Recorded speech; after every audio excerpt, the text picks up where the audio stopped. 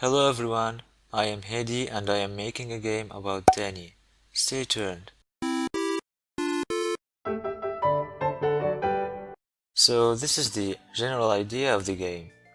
One day while he was in his room, Dani opens up his personal computer and he opens up a game file, which is actually a malware. And boom, he finds himself in a virtual world. Well, his mind at least, so he's going to fall asleep in the real world.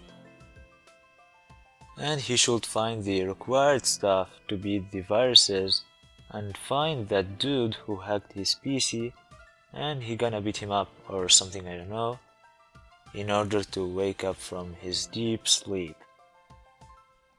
This is gonna be a 2D game because dealing with 3D is a lot of pain and making 3D models is time consuming and much harder than just drawing some 2D pixel art sprites. So now let's start making our game. The first thing to do was drawing Dani character sprite sheet.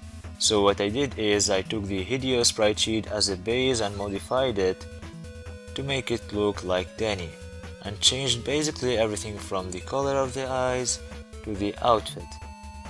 So now that we have a cute little Dani to play as, let's make a playground where he can walk around.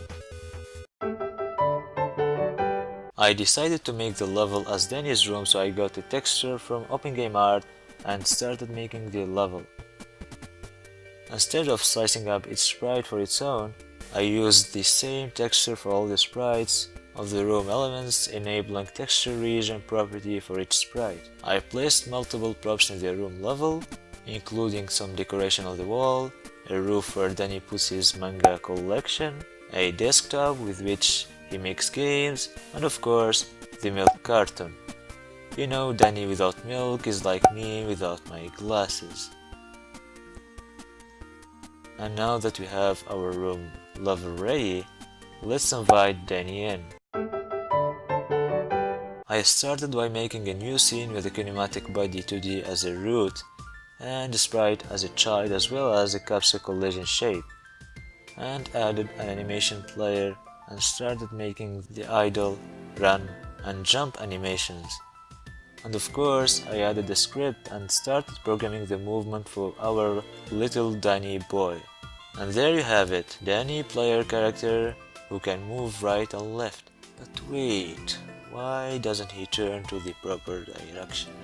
Alright, let's fix that out by making a function that is going to take a direction right or left as a parameter, and will scale the proper nodes on the horizontal axis such as the sprite depending on the argument we pass in. Alright, it's working now, but wait, Dani doesn't fall down by the effect of gravity. Well, unless your character is Elon Musk, this is not supposed to happen.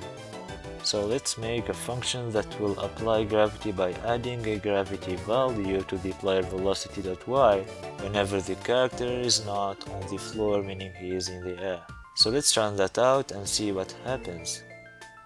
Oops, Dani fell all the way down to the infinite void. Well, that's because I forgot to add the floor, so let's make a static body 2D and add a collision shape 2D as a child.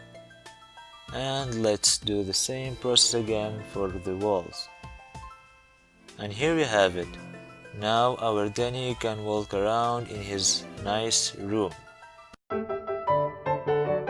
First of all, I got a buttons texture and imported it into paint.net and removed the background color using the color killer plugin and imported it into Godot. And I made an interactable scene with a node 2D as a root and an area 2D to detect overlapping bodies.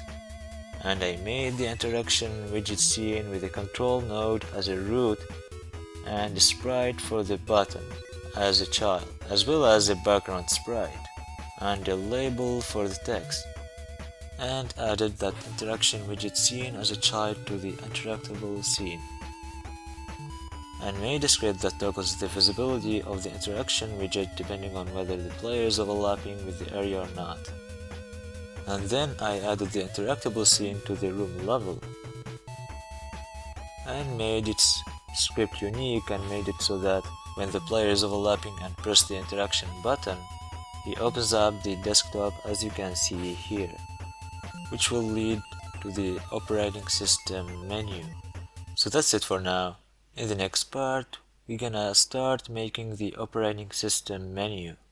If you found this video interesting, like and subscribe. Visit my page on itch.io where I publish my games and projects for free, and follow me so that you will get notified about the Dani game when it's released. Donate to support my work, or you can do so on my Patreon, Dev. See you in the next video.